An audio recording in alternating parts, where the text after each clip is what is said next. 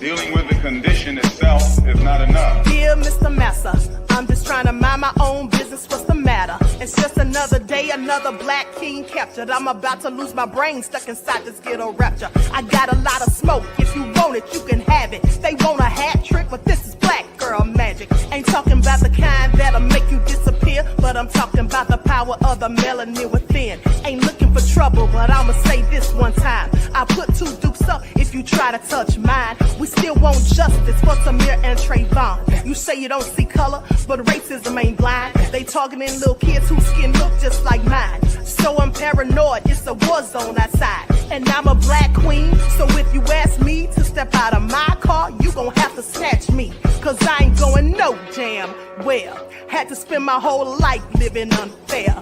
Ancestors got my back and they right here. You can never understand, it's a nightmare. Living in my black shoes by the black rules. You can keep your handshake, I don't dap coon. The white man to go nuts if he cash you. But you all on his side like a damn fool. Make it make sense. We are oppressed. Queen. We are exploited. We are downtrodden. Make it make Queen. We are sense. denied not only civil rights, but even human rights. Ahmadiyyah. So the only way we're going to get some of this Ahmadiyyah. oppression and exploitation Queen. away from us or aside from us is come together Queen. against the common enemy. Who taught you to hate the texture of your Ahmadiyyah. hair? Who taught you to hate the color of your skin? Ahmadiyyah. Parents, pay attention to the books, the school system, even to your little children. Lies mixed with wisdom. His skin too bright, so he was blind to the prison. My skin just right, so I collide with division. You trying to pray to God, but we tired of religion. No savior saving, we got to save our savings. We used to pay miss, how we gon' make the slave rich? But who's to blame and tell me why you complaining? We need a team effort just to rule the nation. Like a bad relationship, missing communication. We missing moderation. They're trying to get a poison to my population. No reparations. I'm getting tired of Satan. We are oppressed. I'm Queen. getting tired of waiting. We are downtrodden.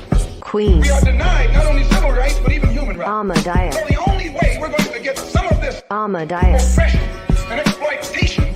Queen. All right. Hello, everyone. Thanks for tuning back in once again to the original Queen Ahmadiyyah Shakur show. I'm your host, Queen Ahmadiyyah Shakur, and this is your daily vitamin. So as you're coming in, please feel free to go ahead and subscribe to the channel if you haven't done so already. Be sure to click that notification bell and click the word all so you're notified each time the Queen Goddess goes live. Also, if you have not been receiving those notifications, please make sure you check and see if you're still subscribed, because people mysteriously become unsubscribed. All right, hello, Sunshine, Buckhorse DC, Pearly, Andrea is here, March Baby. All right, DJ Big Six. Let's get into it. All hell no. Okay, shout out to all of my loyal royals and everyone tuned into the Queen. I see you, Desmond Cookie. Shout out to my moderators because they put in work. Emperor Rex is in the building. Okay, so let's get into it. All right, I see you, Pretty Wings, Deronda. Okay, so without further ado, let's have a brief word from my sponsor. Do not buy 12 Tribes on Earth hair growth oil and hair magic elixir unless you want super healthy, gorgeous hair that grows. They have a whole line of amazing hair growth products, including hair growth leave-in conditioner spray, hair growth shampoo, hair growth spray, and hair growth butter. I'm starting to sense a theme here. They include quality natural ingredients. They smell amazing, and you can see the results for yourself. So if you're looking for healthy hair growth for your natural or relaxed hair, try 12 Tribes on Earth today.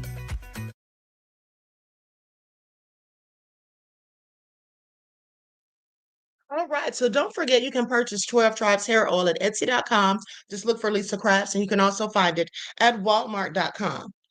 Okay, so let's get into it. Now, I told you guys I was going to be talking about some of the things that they have done to our people throughout history. Okay, specific things that I want to talk about was some of the things the CIA has done and also Operation Move. Now, for those of you that have been following, I'm pretty sure I talked about Operation Move like about 4 or 5 years ago. Okay, so we're going to get into it and look at some footage from that and what some of the people involved had to say. Okay, so with that all being said, everyone hit that like button and let's go ahead and get into it. Okay, I'm going to start with a couple of videos. First, let's talk about them poisoning the Black community with chemicals, okay, conducting Cold War testing. And how many of you knew about this? Once in the chat, if you knew that they were spraying Black communities with poisons, okay, doing Cold War testing. This is something that they did, and then people didn't find out until decades later. So let's talk about it. Okay, just a few people have heard about it. Okay. So with that all been said, likes up. Let's get into it. Okay. Now, this is a report. This is a report from MSNBC. And this is from October of 2023. So let's get into it. The U.S. Army needs to pay the Black St. Louis people, okay, the residents, they need to pay them for secretly experimenting on them. They say the United States has a long and disturbing history of secret, unethical, and often racist medical experimentation. And then they wonder why we don't trust certain people in the medical field, politicians or whatever. At the end of the day, we have good reason not to. And specifically, that's why many Black people don't trust the government, and nor should we, as far as I'm concerned. So, revelations that the U.S. Army sprayed a carcinogen throughout St. Louis's predominantly Black Pruitt Ego housing development as part of an early Cold War era program to study what would happen, in fact, if a biological warfare attack started. Okay, now that may be shocking to some people, but the details aren't new to those aware of this country's nefarious history of secret, unethical, and often racist medical experimentation. So within about 4,000 government documented human radiation experiments conducted between 1944 and 1974. That's 30 years. That must be the magic number, because even when they had the legal sterilization of people who look like me in this country and other people that they thought didn't deserve or weren't worthy of bearing children, such as people who had mental health issues or people who had some sort of disability or whatnot, okay, people that they deemed as being quote unquote slow, well, they were absolutely able to sterilize these people. They did so for at least 30 years. So anyway, there's proof that the U.S. government and military and healthcare system targeted Black Americans. Okay, there's proof. But there's a history of Black people being targeted in experiments with radiation and chemicals that goes back to at least 1904. Therefore, what happened in St. Louis in the 50s and 60s is part of a much bigger story of Black people in the United States being unwittingly subjected to experimentation. And we don't even have to bring up the Tuskegee experiment, because that's the main one that everybody knows about. Now, Ben Phillips, a 73-year-old Black man who grew up in the Pruitt Ego housing development in St. Louis, told the Associated Press that he remembers seeing when he was a child men in hazmat suits moving around the tops of tall buildings before releasing what we now know was zinc cadmium sulfide. Now, I remember the mist, he said, the mist. I remember what we thought was smoke rising out of the chimneys. Then there were machines on top of the buildings that were spewing that mist. And so, as an ongoing collaboration between the Missouri Independent um, and the nonprofit newsroom Muck Rock and the Associated Press has shown that St. Louis was key to the U.S. effort to build a nuclear bomb that was eventually set off in New Mexico.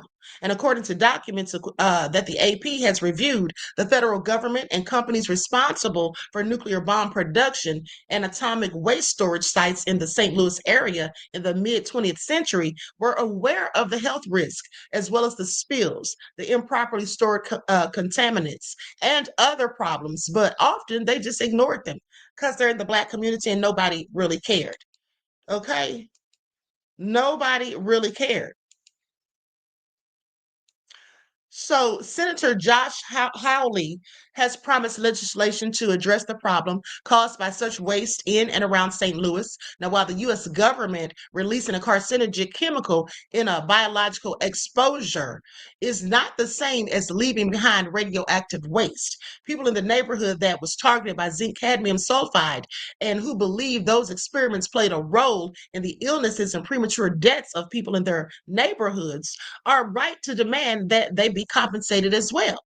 And also, let's not forget how down in Louisiana, they have an area that they refer to as Cancer Alley, okay, because there's a lot of toxic chemicals down there, and the people are getting all different types of cancers, children born with different types of birth illnesses and things like that. And it's just real crazy. And this is all because of how they, thank you, Nicole, beloved. I appreciate you. And so it's just real crazy because this has been going on for years. And what are they doing about it besides nothing? Okay. And so anyway, they go on to say, we were experimented on, Phillips says. That was a plan, and it wasn't an accident. They were, but there's currently no plan to compensate those who lived in the area of the development. Now, the reason offered by the Army for excluding African American victims isn't convincing. Do y'all hear this? They excluded the African American victims. Okay. Now, so did they compensate other people who may have been harmed by these chemicals? Well, sounds like they did. Now, in an emailed statement to MSNBC, an Army spokesperson said that between 1994 and 2004, the Army conducted a health assessment and a peer-reviewed toxicological study regarding zinc cadmium sulfide exposure, and the National Research Council and National Academy of Sciences Institute of Medicine conducted independent studies as well. Now, the spokesperson said none of the reports contained evidence of a radioactive component to the zinc cadmium sulfide dispersion test. So they're trying to tell them, well, we didn't see anything that pertains to what you guys are saying. There was really no evidence of radioactive components. That's what they want us to think. Anything to avoid paying Black people after you've done them dirty. I mean, look at the people in Tulsa, over 100 years old and still no compensation or for the massacre. Now, the National Research Council report published in 1997 acknowledges that in some situations, repeated exposures to zinc cadmium sulfide could cause kidney and bone toxicity and lung cancer. Okay, and says the Army zinc cadmium sulfide test involved using small amounts of involved small amounts for short duration. Therefore, such effects are highly unlikely, they said. Now, I find that interesting. So they're acting like, there's nothing to see here. Mm, mm, mm. So between 1949 and 1960, the Medical College of Virginia was home to a secret metabolic laboratory focused on the Army's preparation for massive nuclear casualties using Black patients. Now, the college's researchers deliberately caused third-degree radiation burns. Now, listen to this. They deliberately caused third-degree radiation burns to the skin of patients at Dooley, a charity hospital for Black children. Are y'all hearing this? Now, I know y'all didn't know all of this. You all might have heard about some of the stuff that they had going on, but I know that most of y'all didn't even know they were doing all of this, and they were doing it to Black children. Okay, but they want us to think they didn't zip tie those children in Chicago. Well, of course they did. Of course they did. So, as many as 100 Black subjects a year between the ages of 6 months, infants, okay, newborns, 6 months and 90 years were made to, so the elders as well, were made to endure the pain and similar MCV burn experiments. Doctors use radiation emitted at graduated levels to ensure the precise amount of energy necessary to induce specific levels of first to third degree burns. Like, who the hell does this? Are y'all listening? Doesn't this infuriate you? Because it should. The fact that they were doing this to anyone is pure torture. It is inhumane and it is very depraved. But the fact that they were doing it to babies, 6 months old, is even more insane. Okay? It's even more insane. Like, this is crazy. So anyway, the Plutonium Files by Eileen Wellsome documents how after World War II, doctors secretly injected the bodies of unwitting Americans with fiendishly toxic plutonium isotopes. Approximately 1/3 were Black. Between 1960 and 1971, the Defense Department funded total body irradiation experiments, mostly inflicted on unwitting Black cancer patients. These include Dr. Eugene Sanger's radiation experiments on about 90 cancer patients, most of them Black, with inoperable tumors at the University of Cincinnati Medical Center. The Pentagon was using their bodies to determine the effects of high levels of radiation on the human body in anticipation of soldiers experiencing radiation exposure during warfare. To maintain secrecy and for fear of lawsuits, doctors referred to them only by their initials on the medical reports. Now, I want you all to pay attention because when you hear idiots like Marlon Brown say that there is no such thing as wanton supremacy or saying that there is no white privilege and basically acting as if there's no racism, is he crazy? Is he dumb? He has to be. And so does any other Black person who says idiotic things like that. They don't know the history of this country. They've never heard about anything like this. I'm pretty sure they have. So if you've heard about things like this, you know these things occur, and you know they have documentation and proof of it, declassified files and everything, then why would you sit there and act like there's nothing to see here? Because they're raccoons. That's why. And raccoons will always deny that there's anything bad coming from the status quo. Okay. So, anyway, as the Boston Globe reported in 1994, the Atomic Energy Commission also sponsored 15 other radiation studies on 300 Black patients at New Orleans Charity Hospital, including dispensing radioactive mercury. Now, as the newspaper wrote back then, for more than a decade, mostly Black female patients swallowed or were injected with the radiation equivalent of up to 100 chest x rays as researchers studied how quickly the human body could process radioactivity. Now, why do you think they were giving it to the Black women more so? Likely so they would become sterile, so they couldn't procreate. Researchers claim that those mostly Black women patients volunteered for the experiments after being told what it involved. After being told what it involved, aren't documented and shouldn't be readily believed. What? Let me read that again because that sounds like a typo or something. Researchers claim that those mostly Black women patients volunteered for the experiments after being told what it involved. And they say it isn't documented and shouldn't be readily believed. Oh, okay. So please pay attention because they're saying that these people are claiming that the Black women volunteered to do this. And they're saying, please don't believe that because they haven't shown any proof that they actually believed it or that they actually volunteered. Let me tell you something. These people didn't volunteer for this. I guarantee you who would. Specifically to let this happen to your children. You think these people volunteered to this or for this? You think they were paid to do it? Okay. After all, there was a common sentiment among researchers that then patients receiving free or low cost medical care owed their participation in such research. That's how they felt. If we're giving you free healthcare or healthcare assistance, then this is what we want in return, basically. And I want you also to pay attention because here's another thing you all may not know. There was a report about 5 years ago or so that I was reading, and I'm pretty sure I said something about it at the time. But for those who may have missed it or have never heard about it, you know, when they have those mobile vans and stuff, those mobile trucks come into your neighborhoods talking about they're doing free cancer screening and all those things. Yeah, you might want to think twice, okay, before you sign up for it because there was a man arrested. There was a doctor arrested years ago.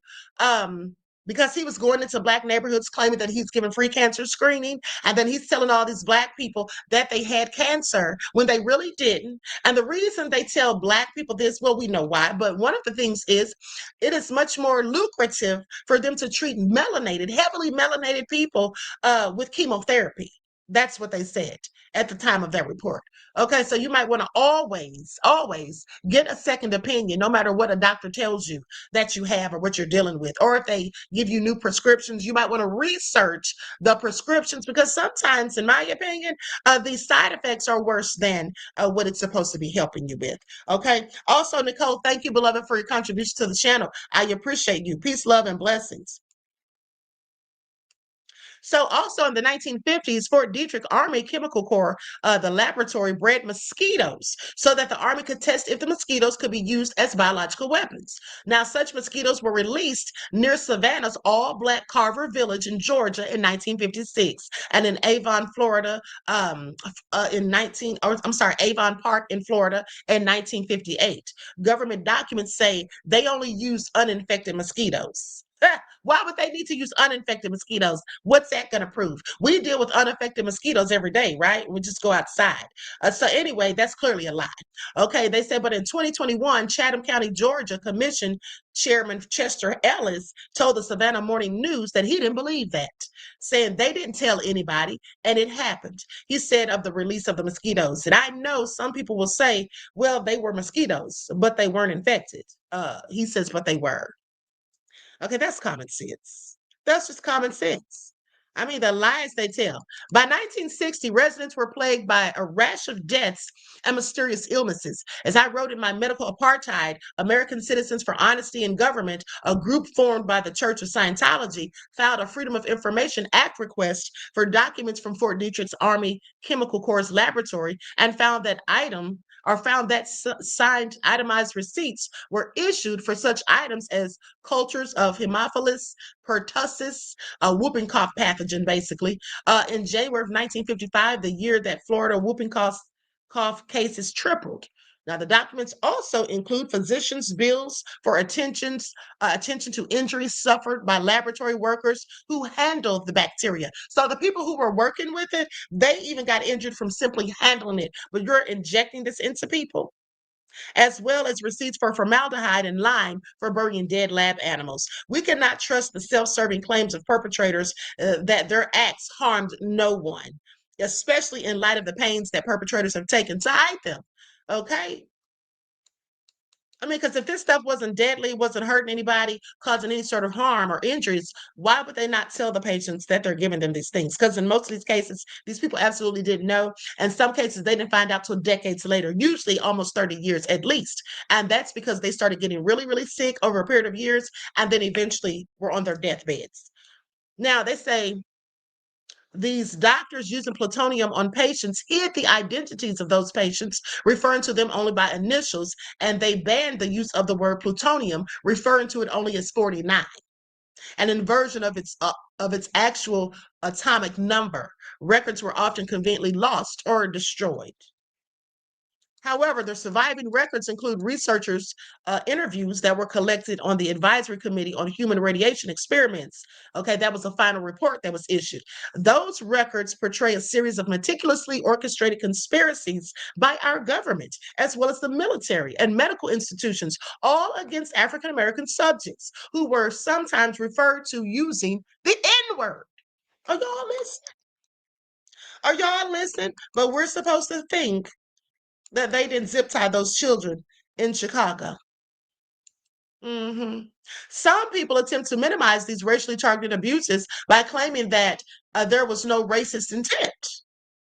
That's because intent is a much higher hurdle than racially disparate impact. Intent can sometimes be impossible to prove. Is that what they think? The illogic in this contention becomes clear when we realize that by the mid-1960s, St. Louis Pruitt-Ego housing development was almost all Black. Perpetrators of such unethical experimentation may say that they had no malice, but they cannot deny the clearly predictable results of which people would be harmed. And also, why did they always conduct these experiments that they claim were harmless in Black communities on Black people? Why didn't they take it to the Caucasian communities, go to the suburbs, test it out on their 6-month-olds? Why didn't they do that? Because they knew that it was harmful. Okay, the lies, they convinced us with it.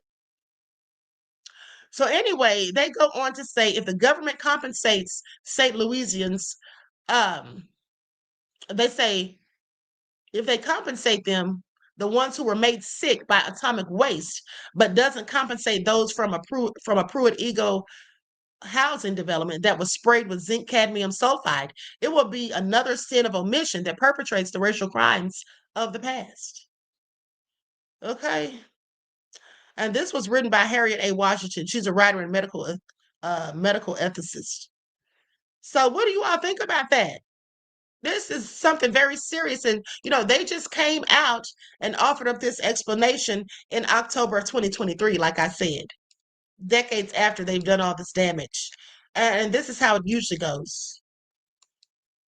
This is how it usually goes.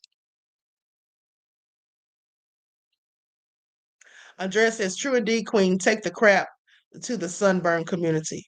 I mean, right. And they're acting like it was perfectly harmful. Please. So anyway, with that all being said, let's continue. There's another article about it, but I'm not even going to get into it. It's just going to be telling us more of the same, I'm pretty sure. Rachel said they paid reparations to the victims of Hiroshima. Yes, they did, beloved. They gave reparations to everyone besides us. They gave it to the Japanese. They gave it to the Italians because many Italians were lynched, okay, over like 100 years ago. They didn't view Italians as being like them, nor did they view the Irish as being like them. Now, the thing about that is, when they did low down things to Black folk and then Black people were freed from slavery, well, we still were, discriminated against and hated on and all of that. Because anyone can look at us and see that we're Black. Now, fortunately for the Italians and the Irish, because of their skin tone, they were able to just go right into society after all of the hatred for them, died down. And why did the hatred for them die down? Because they realized that they're stronger together. Okay? So rather than going against the Italians and the Irish and Polish and whoever, they all just got together and decided to go against us. And here we are. We still can't get together. Okay, please make it all make sense. Nicole said they hate us, but steady trying to be like us. Exactly. Exactly. Okay, so like stuff, everyone, please like and share. All right, now I'm gonna go to this this video. This guy is basically, hold on, is that the one I want to go to? Let me see here. Like stuff, everyone, please like and share. Yeah, I'm going to go to this video. I'm not sure what this was talking about. It's either talking about the CIA putting things in our community or something about the medical experimentation. In 1955, the CIA dosed an entire Black neighborhood in St. Louis with radioactive particles. Not conspiracy theory, declassified fact. They told residents they were testing a smokescreen to protect against Russian attacks. Patriotic, right? But documents released in the 90s revealed the truth. The Army was studying radiation dispersal patterns, and they specifically chose low-income Black communities. Pregnant women, children. The cancer rates skyrocketed. Birth defects off the charts. The government's response when confronted? The levels were safe. But they won't release the full documents. Sections are still redacted. In 2024, here's what keeps me up. This happened in St. Louis, but the project was called Large Area Coverage. Large area. How many other cities? How many other neighborhoods they thought no one would care about? So ask yourself, if they admitted to this after 40 years, what are they doing right now that we won't know about until 2065? Did you know that the CIA admitted to funneling drugs into Black neighborhoods after trying to cover it up for nearly a decade? Check this out. The CIA admitted that they knew that these guys were selling drugs and had went to the Attorney General and asked the Attorney General could they not report it because the mission that they were trying to accomplish was so big. It was a matter of U.S., what do they call it? National security? National security. So you had the CIA finally coming to the table and admitting that what we reported in the 80s and what Webb reported in the 90s was in fact true. I will tell you, Director Deutsch, as a former Los Angeles police narcotics detective, that the agency has dealt drugs throughout this country for a long time. I will tell you, Director Deutsch, as a former Los Angeles police narcotics detective, that the agency has dealt drugs throughout this country for a long time.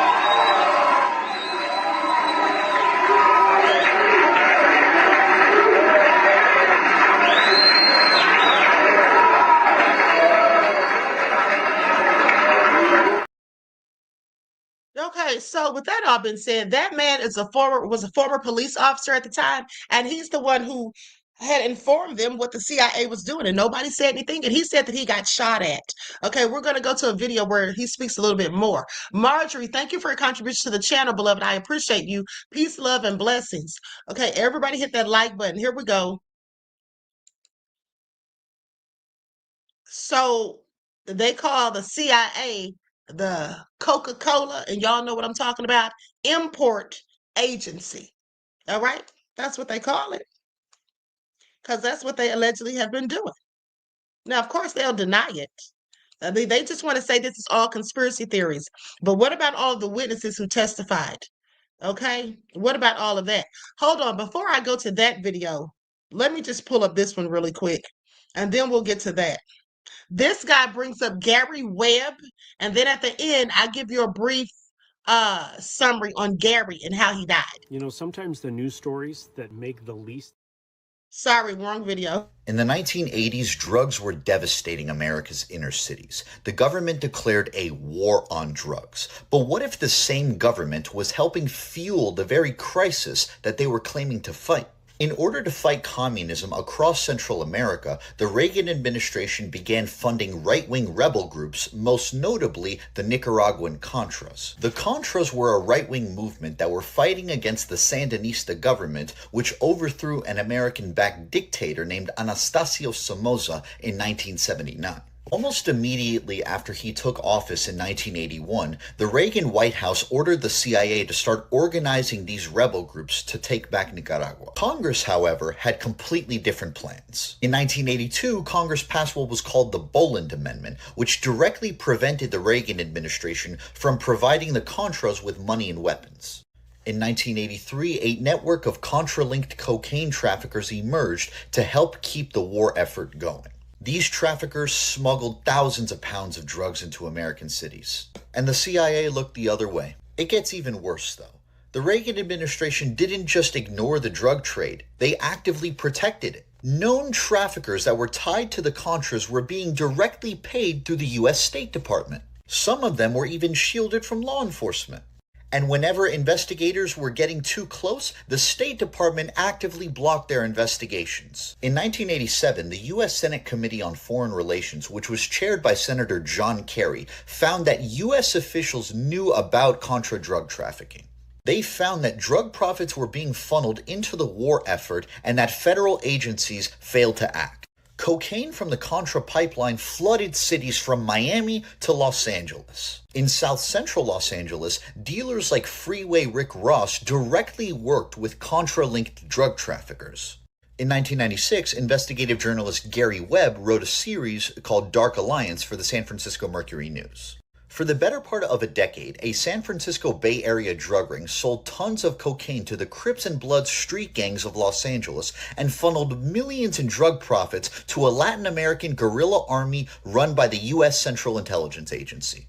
By getting access to this cheap cocaine, Freeway Rick was able to turn it into crack and thus make a rich man's drug into a cheap street high. A drug that was sold for $100 a gram in rich white neighborhoods was now being sold for $5 to $10 a piece in poor black neighborhoods. By 1986, crack was in almost every single major inner city in America, and the government started cracking down on the victims. The 1986 Anti-Drug Abuse Act, signed into law by President Reagan, implemented strict mandatory minimum sentencing that devastated minority communities. Under these sentencing guidelines, 5 grams of crack cocaine, often sold to and by African Americans, carried a minimum 5-year prison sentence. For powder cocaine, often sold by and to white Americans, it would take 100 times that amount for the same sentence, so half of a kilo. In 1980, African Americans were 12% of the population, but 23% of those arrested for drugs. 10 years later, in 1990, they were still 12% of the population, but 40% of those arrested, and 60% of everyone convicted. Although the CIA was forced to admit in 1998 that they were negligent by ignoring reports of drug trafficking, they denied direct involvement. But the evidence, Senate reports, documents, whistleblowers, tells a different story. Not just negligence, but complicity. Protection, obstruction, all while millions of black Americans were criminalized at home. And until America confronts this dark history, we cannot repair the damage.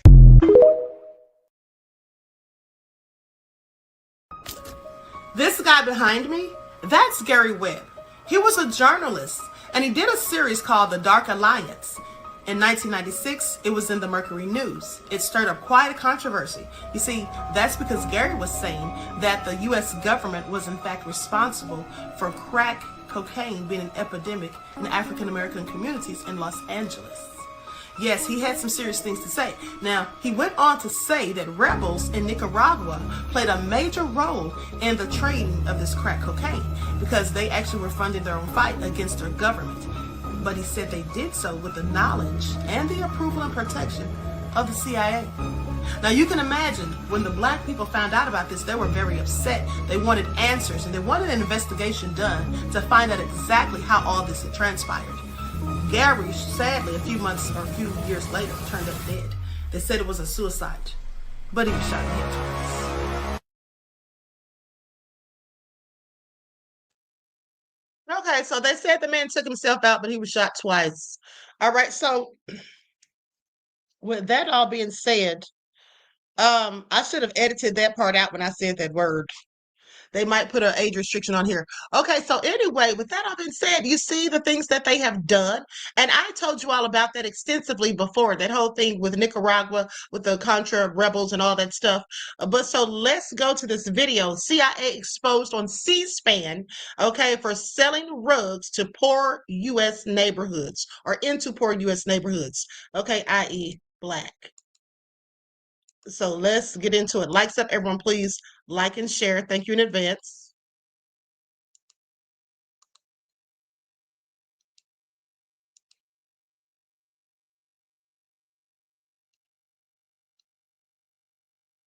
I will tell you, Director Deutsch, as a former Los Angeles police narcotics detective, that the agency has dealt drugs throughout this country for a long time.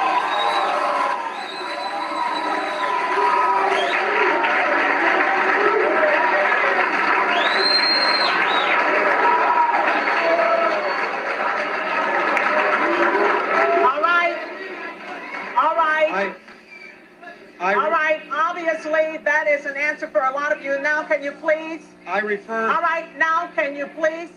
I refer direct... Wait a minute. Wait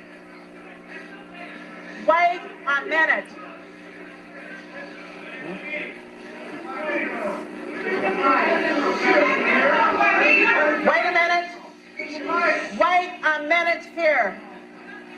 Wait a minute. If you don't like what's going on here, please leave now. No, leave. No, leave now, because there are others who do want to hear what's going on in this room. Will you please take your seats? I will come back to you as we roll back across to the center section. Director Deutsch, I will refer you to 3 specific agency operations known as Ahmadiyyah, Pegasus, and Watchtower. I have Watchtower documents heavily redacted by the agency. I was personally exposed to CIA operations and recruited by CIA personnel who attempted to recruit me in the late 70s to become involved in protecting agency drug operations in this country. I have been trying to get this out for 18 years, and I have the evidence. My question for you is very specific, sir.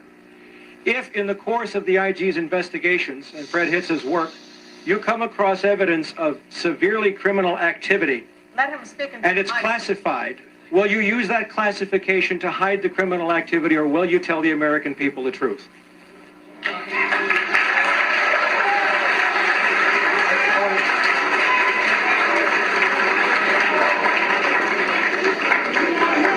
right, you want to hear the response first from Congressman Julian Dixon and then from the director.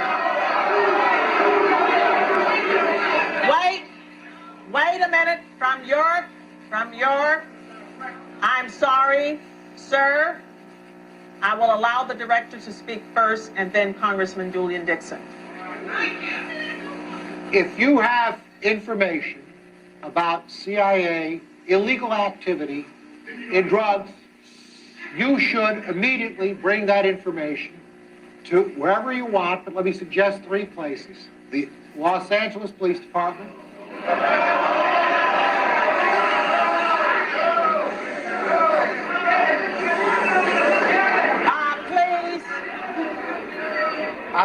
I'm sorry, others want to hear this answer.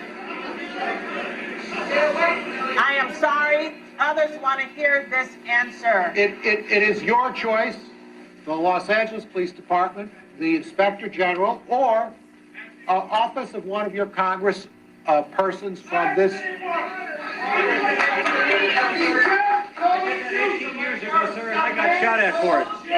Wait a minute, sir. Wait a minute, sir. And? Sir, you have not gotten the mic yet. You are not. But wait a minute, then don't speak out of turn. Let me say something else. If this information turns up wrongdoing, we will bring the people to justice and make them accountable. All right, Congressman Dixon. Thank you, sir, for coming. Wait a minute here. I thought you did not want to be here, but now that you are here, please let us hear and listen. Thank you very much. Sir, I want to thank you for coming. You were at the last meeting. The staff probably had the spelling of your name wrong, but we would like to talk to you.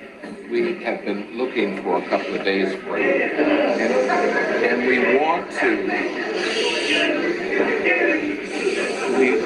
want to make sure that you contact the committee, because obviously you have some valuable information. If you want to give it to me privately, if you want to hand it to that aide where I can contact you this evening, please do it. Don't let us get away without getting a contact from you. Thank you, sir. Pass it up to him now so everyone can see that I got it. That would be fine. Thank you, sir. And for the record, Please keep the noise down so that we can hear and we can get answers. For the record, my name is Mike Rupert, R-U-P-P-E-R-T. I did bring this information out 18 years ago, and I got shot at and forced out of LAPD because of it. I've been on the record for 18 years nonstop, and I'll be happy to give you, Congressman, anything that I have. Thank you, Mr. Rupert. I'm here with Imam Siraj Muhaj, and I want to ask you a few questions about the Muslim community in America. First of all, what's your view on the addictions and different things that are going on in the Muslim community that is... Okay, so I'm going to stop right there. Now, with that all being said, if I were him, what I wouldn't have done is given them my address. Like, I wouldn't trust them. Okay, I would not trust them at all. That's what I wouldn't do. Okay, so with that all being said, now, everyone, please like and share. Now, with that all being said, let's talk about Operation Move. Okay, let's talk about that. But well, before we get into that, let's talk about this whole thing with the crack, because here's the thing. They weren't just bringing drugs into the Black community. They were also bringing weapons. Okay, they were also bringing weapons. The accusation that the CIA was involved in putting guns, or more broadly, drugs in Black neighborhoods, stems from a broader historical context of distrust between marginalized communities and the U.S. government, especially intelligence and law enforcement agencies. So let's talk about the CIA and the supposed war on drugs, which is really a war on us. The most prominent accusation is not directly about guns, but more so about the illegal substances, specifically the crack.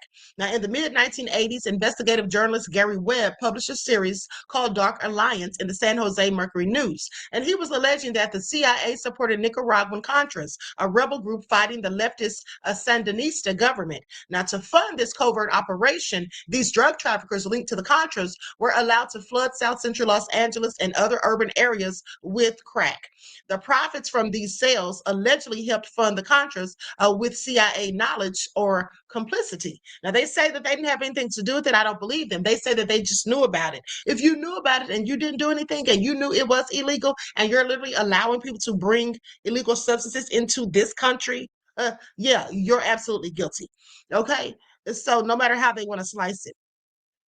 Now, this led to a widespread belief in Black communities that the U.S. government intentionally allowed or facilitated the drug trade, which devastated many inner city neighborhoods. Okay, the CIA and U.S. government officially denied all direct involvement. A 1988 report from the CIA's Inspector General acknowledged that the agency had relationships with individuals involved in drug trafficking, but claimed it found no evidence of a direct conspiracy to, in fact, fund the Contras by allowing them to bring the illegal substances into the U.S.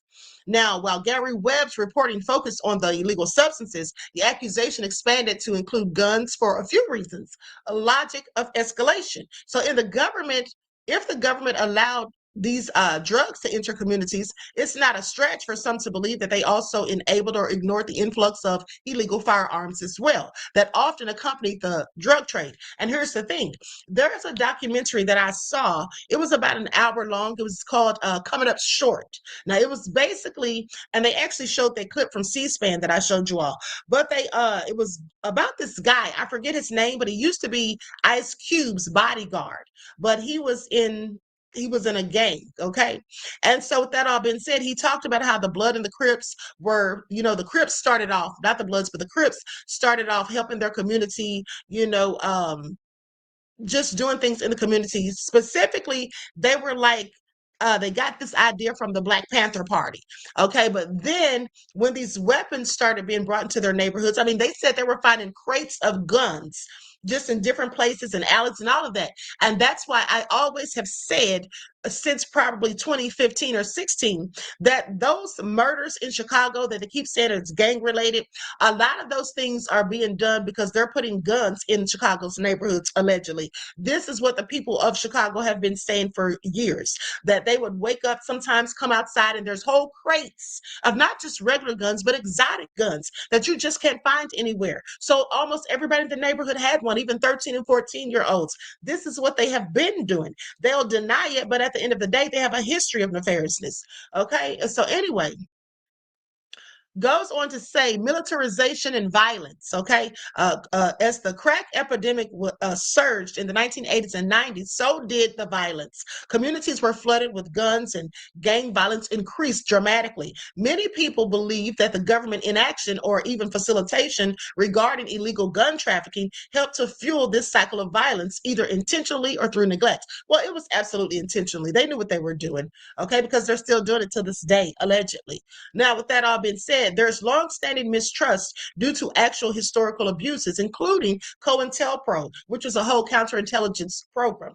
Okay, the FBI ran the program from the 1960s to the 70s to infiltrate, surveil, and disrupt civil rights and Black liberation groups, specifically the Black Panthers. Okay, these groups were often criminalized while white supremacist groups were less targeted. Did you all ever ask yourselves why the hell the Klan, who's blown up churches, who's lynched people, who's done a history of nefarious things in this country? We know that the Klan are domestic terrorists, but they've been allowed to thrive and carry on, because they wear Black robes and sit behind benches, sit on benches, all right, and give out sentences, and they work in departments where they're given badges and guns. Okay, that's what they do. But anyway, let me continue.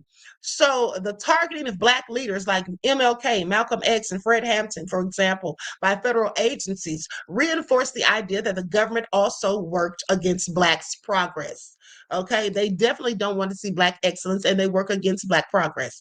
Now, urban decay and systemic neglect. The rapid decline of inner cities in the 1980s and 90s, marked by poverty, unemployment, underfunded schools, and police brutality, led many to believe that the devastation of these neighborhoods wasn't accidental.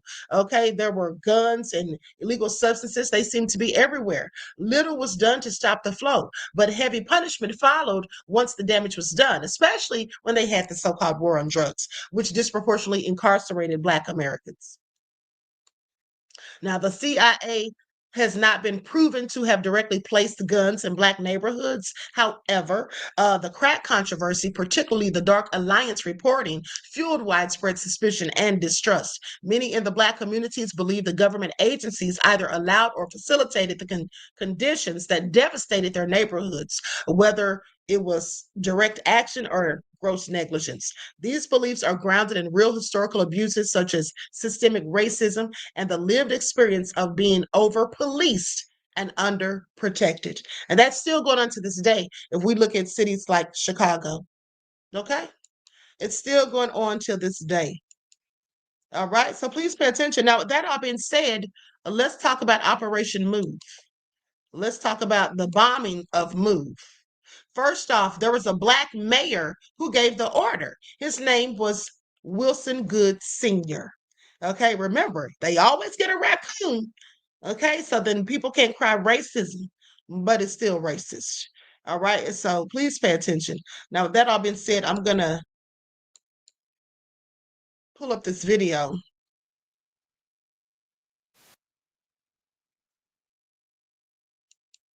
Okay, here we go.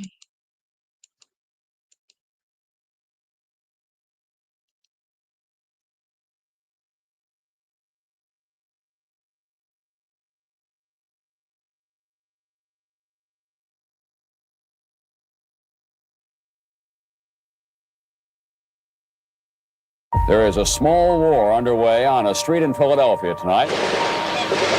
There was gunshots, thousands of rounds of bullets from the police. Police moved in with tear gas and water cannon. They wanted to kill our children. I had recommended to use an explosive entry device. The house shook.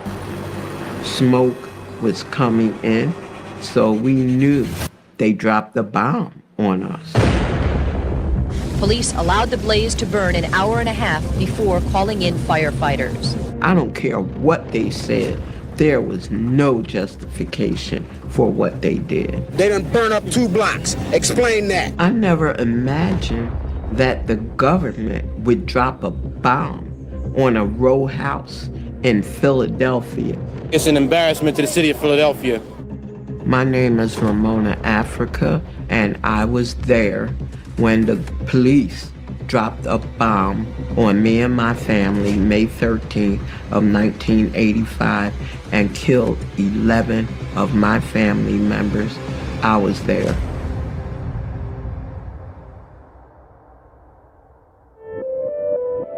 I was born and raised in West Philadelphia. I went to Temple University and I was headed to law school. But after I met Move, I wanted to be a revolutionary. Move is a revolutionary organization founded by John Africa that believes in revolution, not in fighting and bloodshed, but true revolution. I joined Move in 1979. I was listening to what was happening with Move and could not believe that the cops were attacking Move the way they were. Until today, there was a house in Philadelphia filled with people who for years confounded everybody. They called themselves Move and never said what that meant. They tried to live in the city as if it were the forest, ignoring modern plumbing, trash collection, or rat control. They offended the neighbors first and then the city, which ordered them out last year. Today, the city went to move them. As firemen crawled forward with a water hose, shots rang out.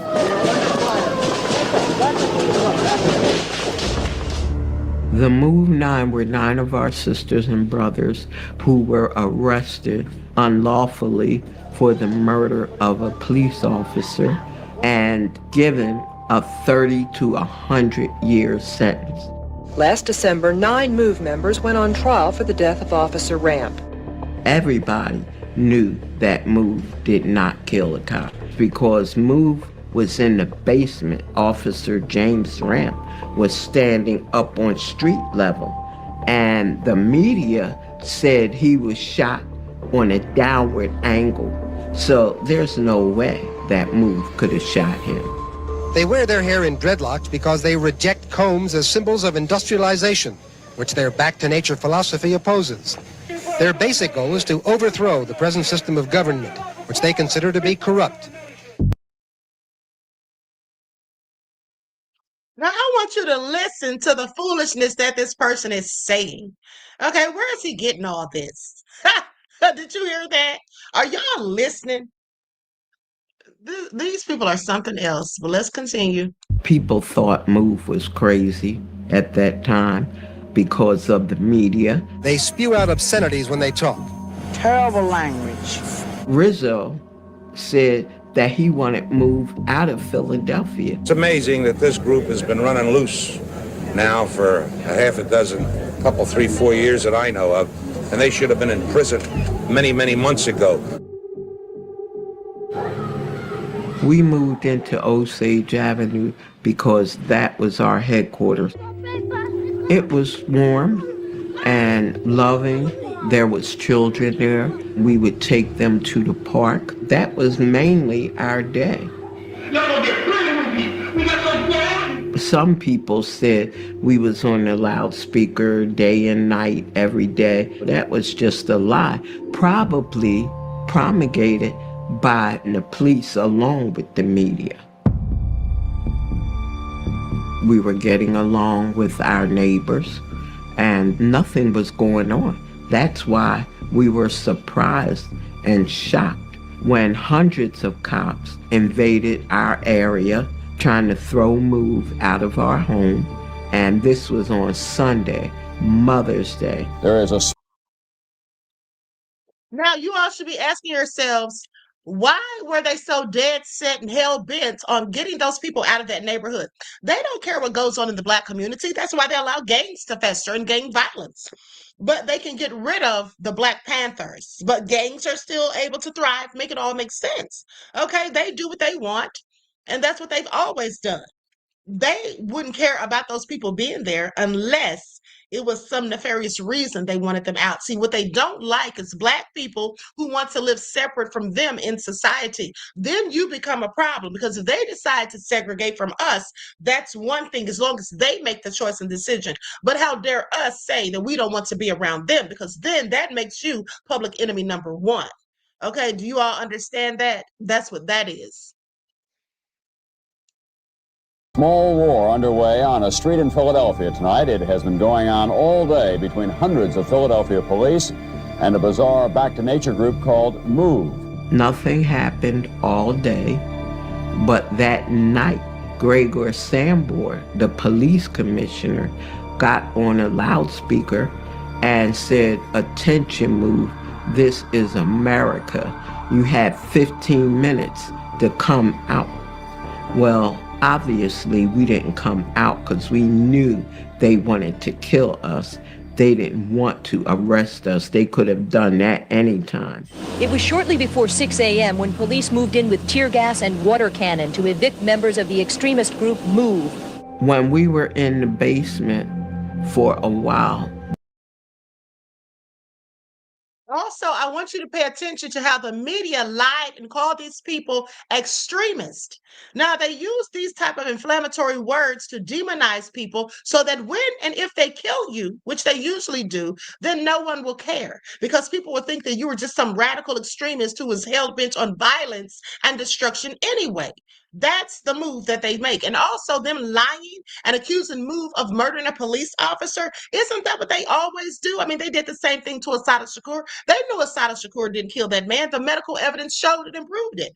Okay, but they still called her a killer. This is what they do. Sometimes they kill their own police so they can lie on someone who is in one of those groups. They have done it.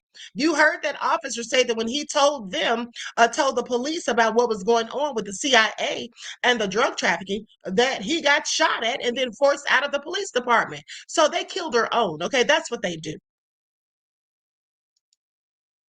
We didn't feel anything. And then the water started coming down on us. I mean, rushing down on us. What we intended to do was to create a diversion on the roof of the MOVE compound. It was hard to breathe. Our children were soaking wet. And then they started with the tear gas. Tear gas started coming in. We got the blankets and they was wet, and then we put them over our heads and started laying down. They blew a hole in the house to the left of us to try to come through it to come after us. What we wanted them to do was to come out of the front of 6221 Osage and surrender. We tried to get out after that, We tried to bring the kids out and was shot back into the house. A gun battle erupted.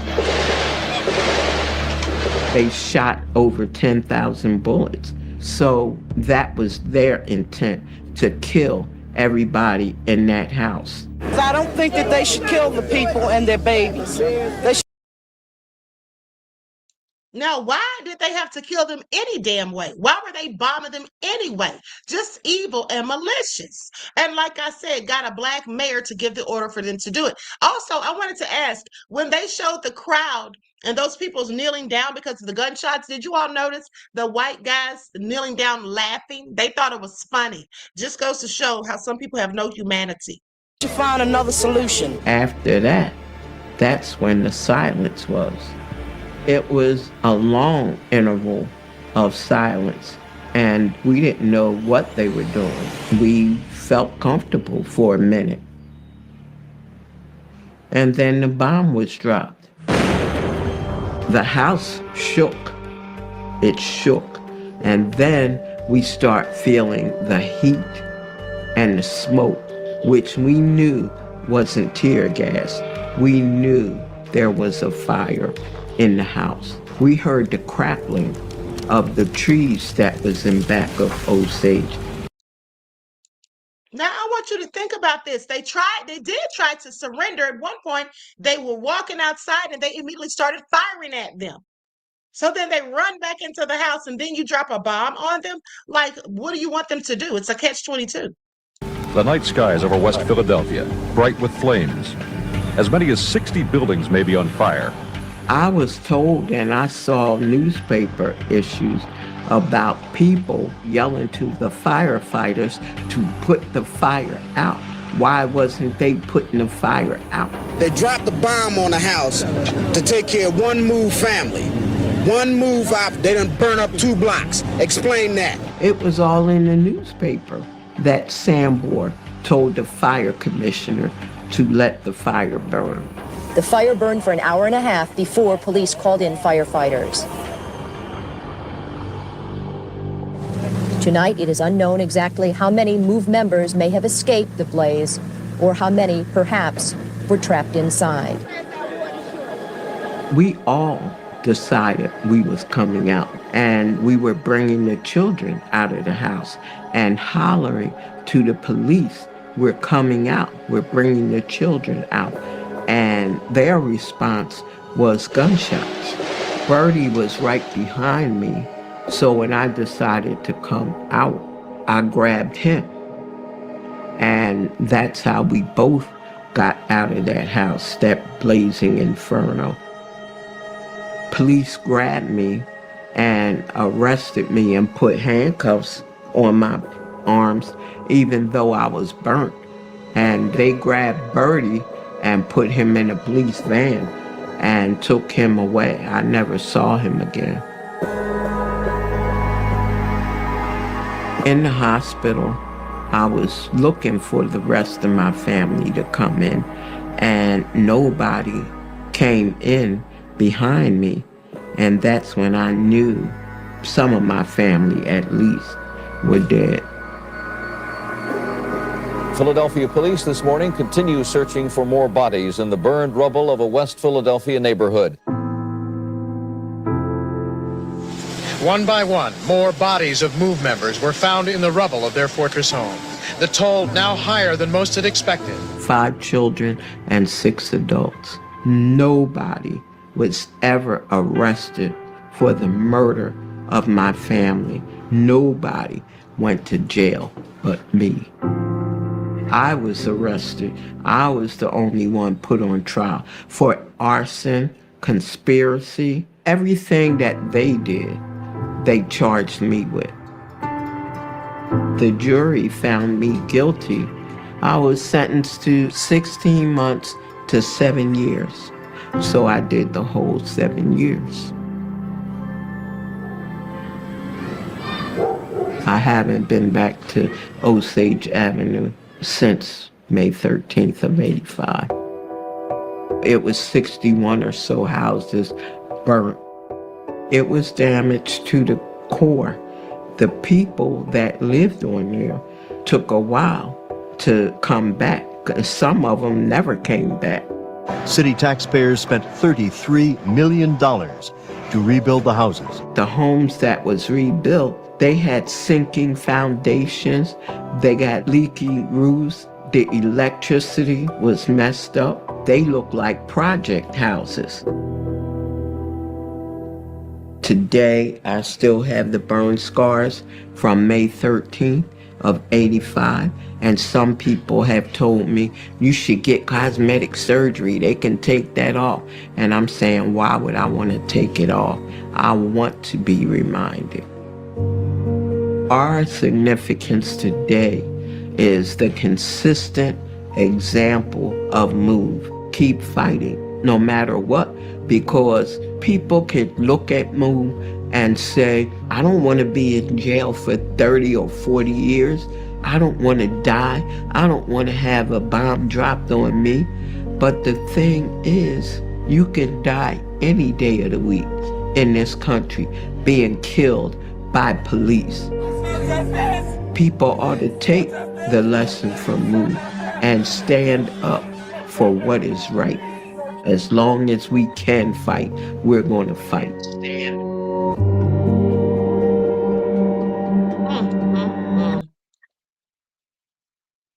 That is so darn sad. Now, someone asked, what happened to Birdie? Well, that's a good question. His name was Michael Moses Ward. The child known as Birdie Africa survived the 1985 MOVE bombing, but later drowned in a cruise ship hot tub in 2013 at the age of 41. He was the only child to survive the bombing that killed 11 people, including his mother, Rhonda Africa. After the bombing, he was placed in the custody of his father and Dino Ward, who changed his son's name to Michael Moses Ward. He underwent treatment for severe burns and later graduated from North Penn High School in the Philadelphia suburbs. Ward enlisted in the Army and served from 1997 to 2001, reaching the rank of sergeant. As an adult, he worked as a long-distance truck driver and was the divorced father of a daughter and son. He received a $1.66 million legal settlement from the city of Philadelphia following a lawsuit that was filed on his behalf. Ward's death was ruled an accidental drowning due to alcohol intoxication. He was found unconscious in a hot tub on the Carnival Dream cruise ship while on vacation with his family. They called him the little lost boy back then. Well, this is all so sad. It really is. But hold on. I got one more for you. Because the no good mayor, he was a whole raccoon. Let's talk about it, because on the 40th anniversary, they have like a 40th anniversary, but hold on, before I get to that, here it is. Mayor Wilson, or former Mayor Wilson Goodson Sr., Wilson Good Sr. Ex-Philadelphia mayor calls for city apology in fatal 1985 MOVE bombing. What? Saying there can never be an excuse for dropping an explosive from a helicopter onto a house with men, women, and children inside and letting the fire burn. Isn't that what he said, though? Let it burn, let it burn. Don't call the fire department yet. The former Philadelphia mayor who led the city 3.5 decades ago, when police dropped a bomb on a row house and caused an inferno that killed 11 people and destroyed more than 60 homes, is calling for a formal apology from the city for the tragedy. Now, this was released May of 2020, May 11th of 2020, okay? So former Mayor W. Wilson Good Sr. said on Sunday in the British newspaper, The Guardian, that after 35 years, it would be helpful for the healing of all involved, especially the victims of this terrible event. Many in the city still feel the pain of that day. I know I will always feel the pain. Now, Good, the city's first Black mayor, led Philadelphia in 1985 when the city clashed with members of MOVE, a radical Black Back to Nature group. It culminated in the bombing of MOVE headquarters, which engulfed a city block in flames. 5 children were among the 11 who died. They killed 5 Black children, okay? But we're supposed to think that ICE would never handcuff them with zip ties. There can never be an excuse for dropping an explosive from a helicopter to a house with men, women, and children inside and letting the fire burn. This is what he said. Okay, and he served as the mayor from 1984 to 1992. I'm sorry, but an apology? Do they really think an apology is going to suffice? Because that absolutely would not be good enough for me, okay, by any stretch. Why do these people think they can do dirt, such heinous things, and then always think simply saying they're sorry? I don't want your damn sorry, because I don't really care if you are sorry. Okay, I don't care. You did what you did, so sorry need not be expressed as far as I'm concerned. Look at that.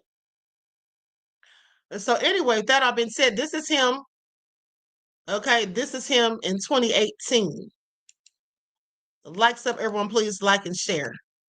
So anyway, it goes on to say, Good said that he was not personally involved in all the decisions that resulted in the 11 deaths. Oh, he wasn't personally involved? Really?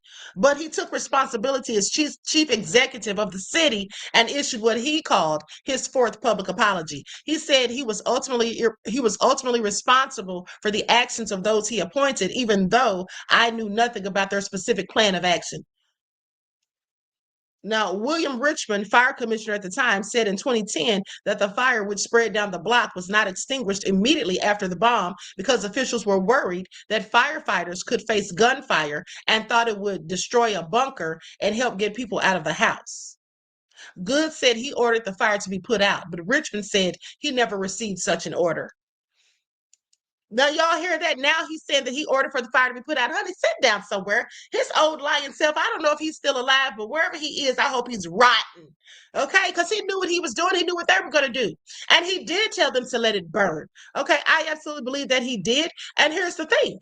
Even if he didn't, it doesn't matter. Because why did you allow them to do that in the first place? Why would you allow them to drop a bomb on citizens? And that wasn't that long ago. It was 1985. Okay, it was 1985. Okay, how many of you all were kids in 1985? Because I was. All right, please pay attention. That wasn't that long ago.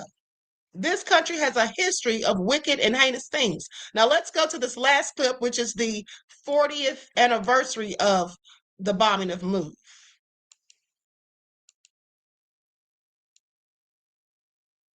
Anniversary of one of the worst tragedies in the history of Philadelphia. In May 1985, the city's police department dropped an improvised bomb on a residential home that housed the Black revolutionary organization called Move. The bomb and the ensuing fire killed 11 members of the group, including 5 children, and destroyed more than 60 nearby homes. Ali Rogan reports on why so many are still coming to grips with what happened. Move is a totally revolutionary organization. The complicated story of Move begins in the early 1970s. The organization followed the teachings of their founder, John Africa, who advocated a lifestyle rooted in nature. All members took Africa's last name and lived communally in West Philadelphia. We must fight back! They were known for staging disruptive demonstrations and frequently clashing with authorities, protesting everything from police brutality and war to pet stores and zoos. Move is and was an organization that's very much committed to life in all of its forms and whatever that looks like. Tommy Oliver is the director of 40 Years a Prisoner, a 2020 HBO documentary that traces the group's origins. They're committed to eating naturally, to living naturally, to not being reliant on technology.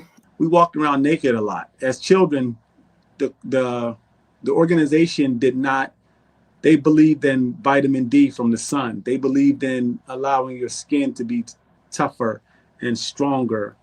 Mike Africa Jr.'s parents were both members of Move. Yes, it was unorthodox, and yeah, some things were strange to some people, but for me, that was life. That way of life often put Move at odds with local police and their neighbors, who accused them of creating unsanitary living conditions. Them trying to live in the way that they wanted to live didn't sit well with a lot of people. So sometimes the neighbors, sometimes the city, and it escalated pretty significantly, pretty quickly.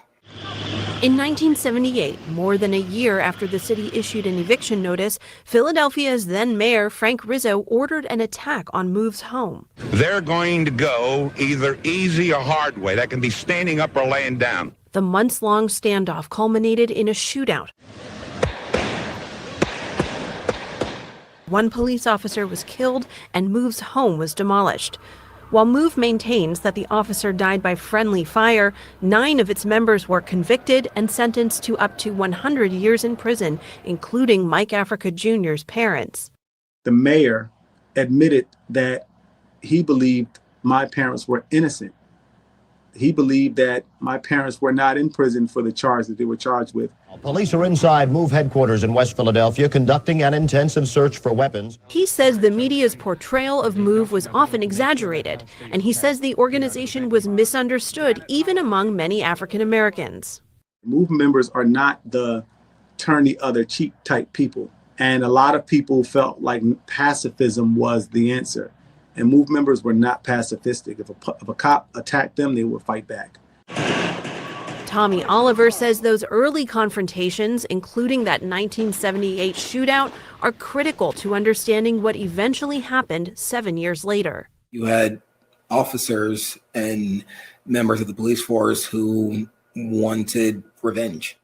In May of 1985, Philadelphia Mayor Wilson Goode ordered the organization to be removed once again from a home where they were living. Okay, so I want you all to pay attention because now it's making more sense because context is everything. So basically, when the previous mayor, Frank Rizzo, gave the order in 1978 for the police to attack them, okay, and they attacked the Move headquarters in Powelton Village, and there was a year-long standoff.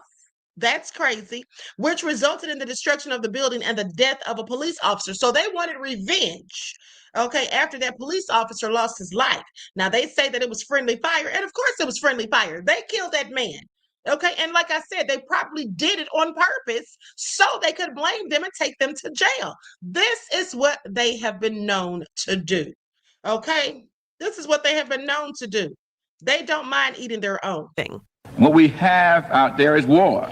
And on May 13th, local news stations like WCAU in Philadelphia covered the escalating crisis throughout the day. Police would fire more than 10,000 rounds of ammunition into Move's row house before eventually dropping a bomb on it. The city's police commissioner at the time, Gregory Sambor, defended his officers that evening. At no time did any police position fire in an offensive posture. It was purely in a defensive posture. 11 Move members, including 5 children, were killed. While no city officials were criminally charged, a Philadelphia investigative commission later concluded that police actions were clearly excessive and, quote, unconscionable. I don't think I'll ever recover or heal from what happened. Mike Africa Jr., who was 6 at the time of the bombing, is now working as the legacy director of Move. He's reunited with his parents, who were released from prison in 2018 but remain on parole.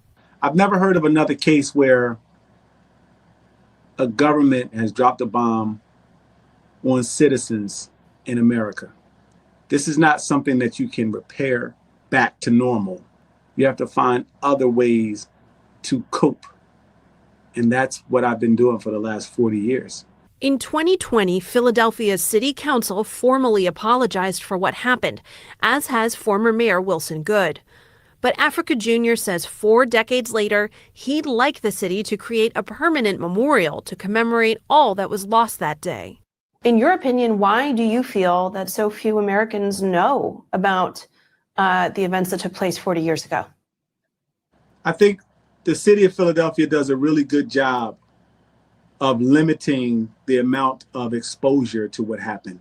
I also think that Move history is a very controversial history that brings up a lot of trauma for a lot of people. Black people were killed by law enforcement. And, you know, if you saw what happened to George Floyd, and at a certain point, you're tired of hearing about the people that were getting killed by these police officers.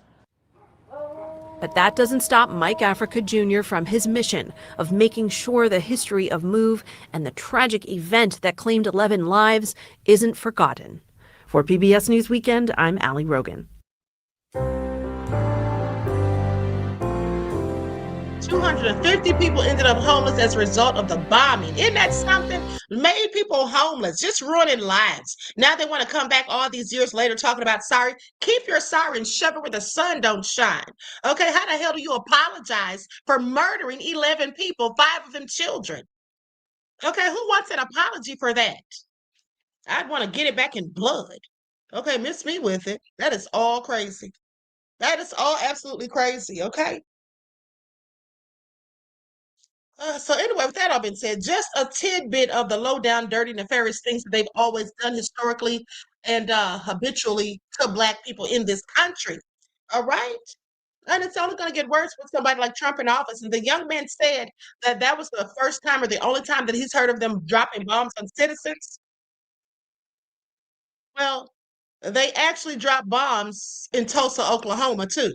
And that's why, you know, if there was ever a race war here, they'd absolutely start dropping bombs again. Because that's the only way the devils can win is cheat. Okay, I want you all to pay attention. Now, with that all being said, I love you all to life. I hope you all got something out of this. Share it with your, share it, please. And talk to your children about it, because your children and grandchildren need to know what goes on in this country, okay, lest they encounter racism someday, and you don't want them to be the Black person that says, oh, I can't believe that it happened to me, because it could happen to any of us at any time, all right, unfortunately. Okay, so if that all being said, I will see you all in the morning with your morning wake-up call. I love you all to life. Each one teach one. That's how we grow and thrive. Do something productive, constructive, but never destructive, and always remember, beloveds, to keep the Most High first in your lives. Until next time, peace. Hey,